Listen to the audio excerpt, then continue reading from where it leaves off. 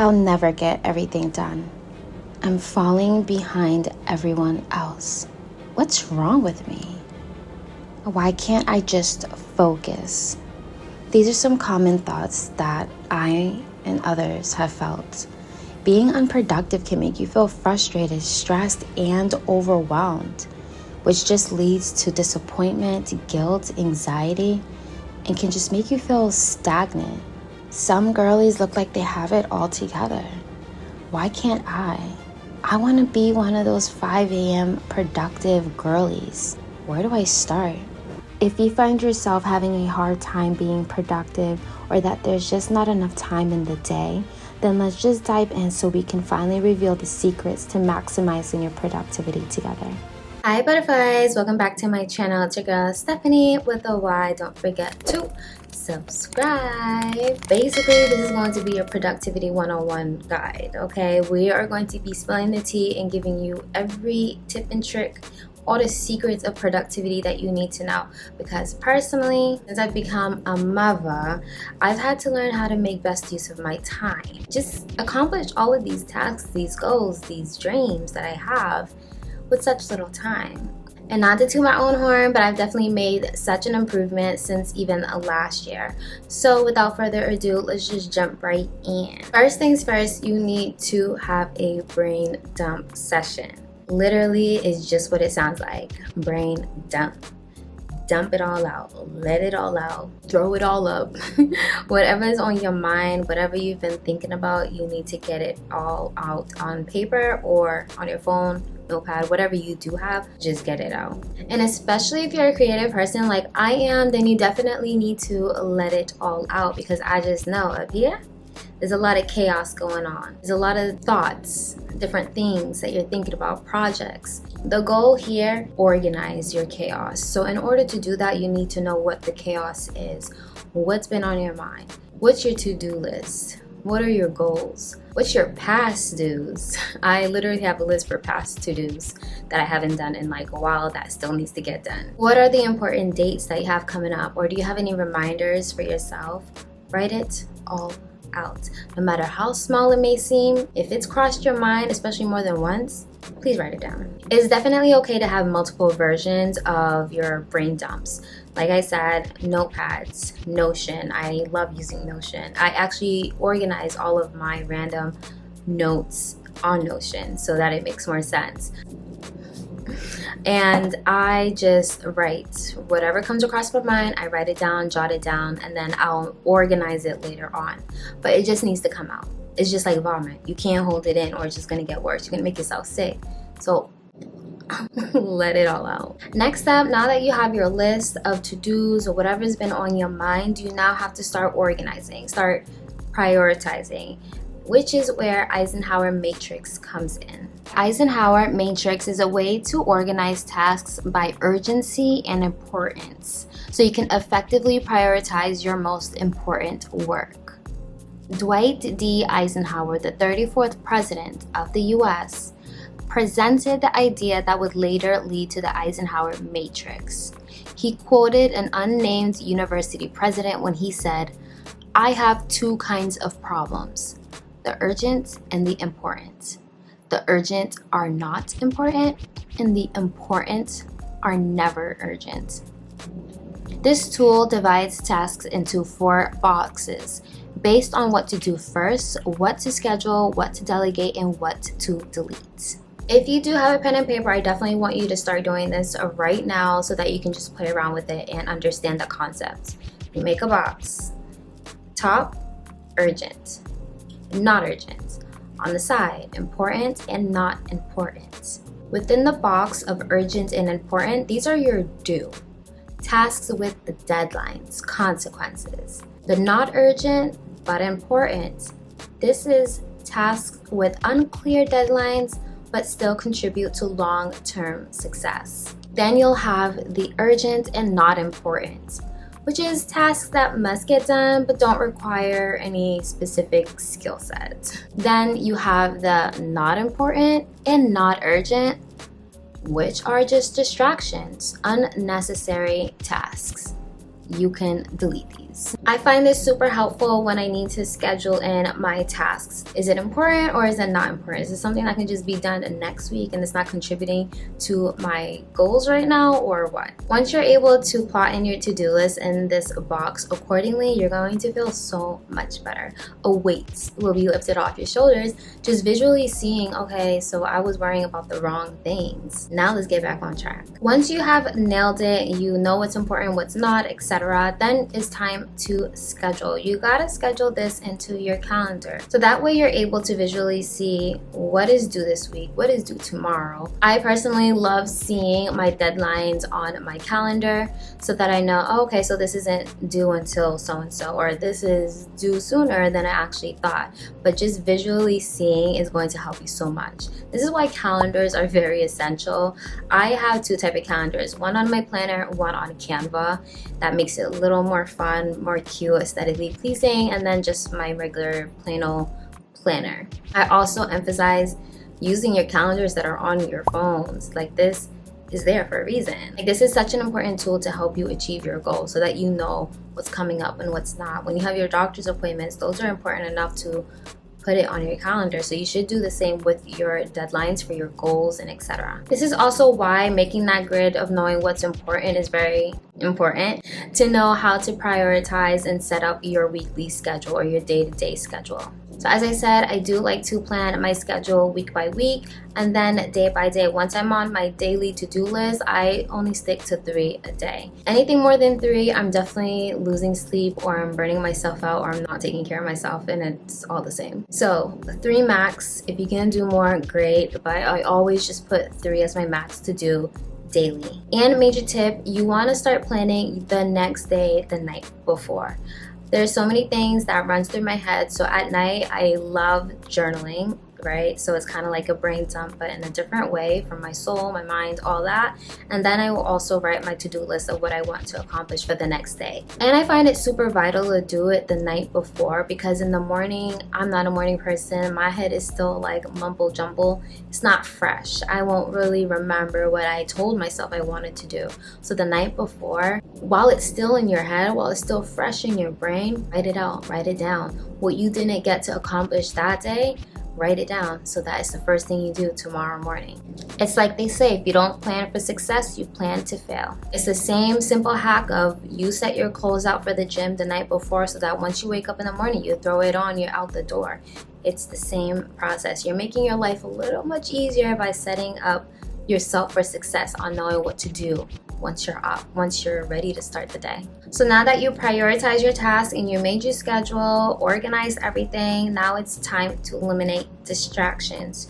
We are getting to the bag. We are standing on business. The best way to do that, in my opinion, is definitely going to be Pomodoro or study with me styles, aka eliminating every distraction and honing in, zoning in, focusing on what you have to do for a set period of time. That could be 30 minutes, that could be an hour.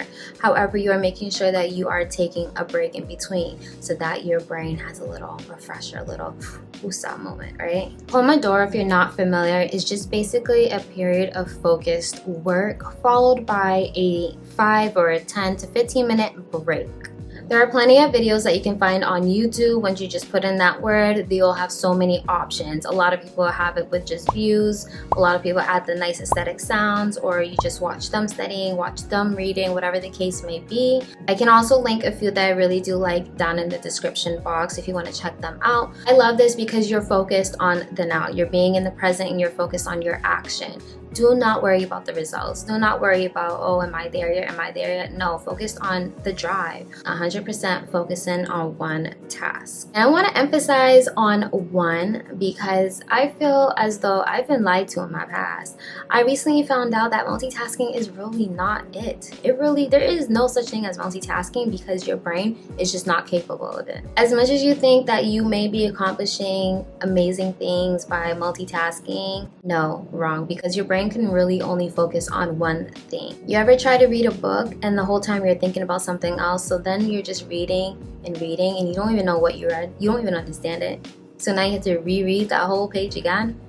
Yeah, it's just like that. Your brain can only focus and handle so much. So if you're trying to do 2 things at once, I highly suggest that you don't, and that you focus on one thing at a time. Research has repeatedly and consistently found that multitasking is not feasible with human cognitive functioning. To take this one step further, in one study, only 2.4% of participants were found to be able to multitask effectively. And most fascinating, but research shows that it lowers productivity, increases errors, slows you down, can be perceived as disrespectful, distracts you, decreases the quality of the task itself, causes stress, and leads to burnout. Yet, we keep multitasking. And please do not let this confuse you as habit stacking. That is completely different. You listening to a podcast while cleaning is definitely not the same. And the last hack is really simple, such as putting your phone on Do Not Disturb. Also, what I found out on Twitter, I wish I remembered the creator's name because that went viral and it helped out a lot of people. But putting your phone on black and white, OMG. I know that you can do this through settings, accessibility, but I will put a screen recording, but this is the best brain hack that you can do for yourself. There's just something about it being in black and white that you don't even want to be on your phone. It kind of repulses you. So you're just gonna wanna put your phone down even if you try to scroll on Instagram. And another hack that I've been doing is putting a timer on your apps. I have a timer on my Instagram. I love it, whether or not I need to focus that day. I just don't like the idea of me being on a social media platform for like way too long. Past 2 hours, okay, go do something else. This can also be found through your settings. I will put a screenshot or a screen recording of that as well. Grayscale mode has several benefits. Not only are you reducing your screen time, you're improving your sleep, reducing eye strain, fewer distractions, better focus, and better yet, decreasing your phone addiction. It removes all those dopamine rewards that you usually get so that you are not on your phone. It makes it less interesting, which just means you're staying off your phone and more focused on your actual goals. Next up is knowing yourself. When I say know yourself, you need to know how you work, right? You need to know your peak hours. A lot of times I work better at night, which is why I do my videos at night. Or I get most of my energy around noontime because of lunch and I got over the morning fogginess. Whatever the case may be, it's different for everyone, but you need to find out the best time for you. What is your peak? What are your peak hours? And this is very important when it comes to deciding what tasks to do first. Some require more energy than others. Some require more focus and time than others. So this has to fit into your schedule, not only based on the day and deadlines and all that, but also your mood. When do you feel like getting it done? When can you get it done? When will you have the most energy? You want to use that to your advantage. Then lastly, about knowing yourself, you need to know how long it's going to take you to get it done. I like to time myself whenever I do anything just so that I can know, okay, if I have an hour, I do have time to film. If I only have 30 minutes, I only have time to edit or read. Knowing how long it'll take you to get something done will then help you to also schedule it and to just get it out the way. If it's going to take you 5 minutes or less, get it out the way. Get it done. Get it done now. Stop thinking about it. I literally want you to count. 1, 2, 3. Get up and do it. Get it out the way. That is another brain hack for your brain. Once you start that countdown, 1, 2, 3, there's no more thinking. There's no ifs, ands, or buts. Like you up and at 'em. You're going to get it done and cross off the list. And the last step with knowing yourself is, are you the type to get the hard things out the way, or you like to get all the little nitty gritty, small, easy steps out the way first? Me, it depends on the day. So once again, you have to know yourself and what works for you. And lastly, you want to take a break. I know, there are days and times where I take a break or I start doing something and I beat myself up about it because I'm just like, you could be productive, you could be done. You shouldn't be resting until this.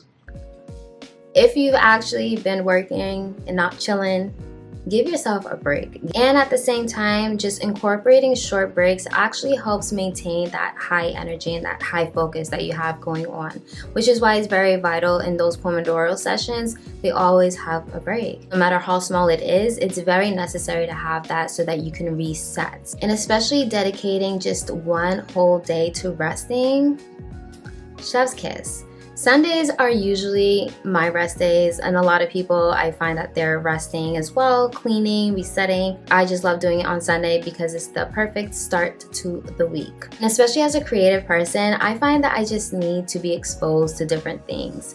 Having a schedule is nice, great, but I need to be in a different environment. I need to do something different to spark that creativity, that inspiration. God knows that the motivation isn't always there. I need something different, something where I'm not working, where I let my brain do whatever, I do whatever. And like I said, as a creative person, sometimes we get writer's blocks. And this is why I'm such a firm believer on trying new things. Expose yourself to new activities, new environments. Just get outside your bubble, outside your comfort zone, because not only is this important for growth, but you're feeding your soul. Once you feed your soul, you're then sparking that inspiration, that motivation, that drive to just, I can do this. You know what? I might do this and that instead. Like, you're sparking so many thoughts, so many feelings within yourself and feeding your soul. And girl, you're about to unlock a whole new character.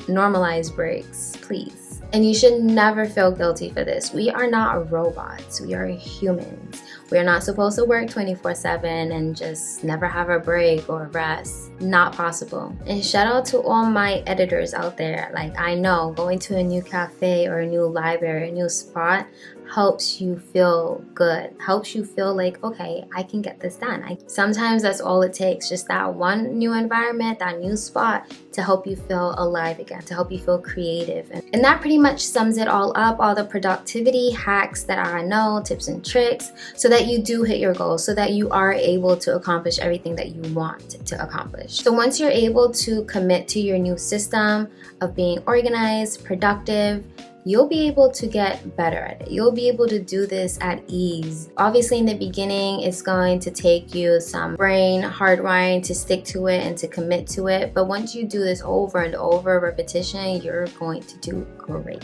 You just have to remain consistent. Consistency is key.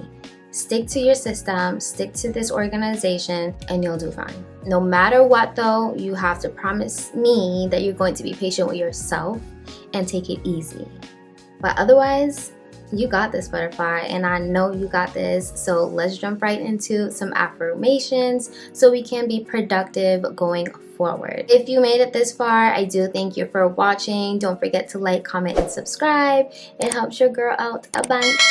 And without further ado, we are going to get into some affirmations for some productivity. But if this is your last few seconds here, then I do thank you, and I will see you in my next one. Affirmations for productivity. Repeat twice. Being productive comes at ease to me. Taking small steps daily is helping me achieve my bigger goals. I know where I want to be, and I can take action to get there. I eliminate all distractions that get in my way. I am fully capable of accomplishing my goals. I control my time and how to use it efficiently. My actions are aligned with my future goals. I am fully satisfied with each task that I complete. I am proud of my dedication and hard work. I am deserving of all that I desire because I put in the work. Being productive comes at ease to me. Taking small steps daily is helping me achieve my bigger goals. I know where I want to be, and I can take action to get there. I eliminate all distractions that get in my way. I am fully capable of accomplishing my goals. I control my time and how to use it efficiently. My actions are aligned with my future goals. I am fully satisfied with each task that I complete. I am proud of my dedication and hard work. I am deserving of all that I desire because I put in the work. I'll see you next time, butterflies. Love you. Bye.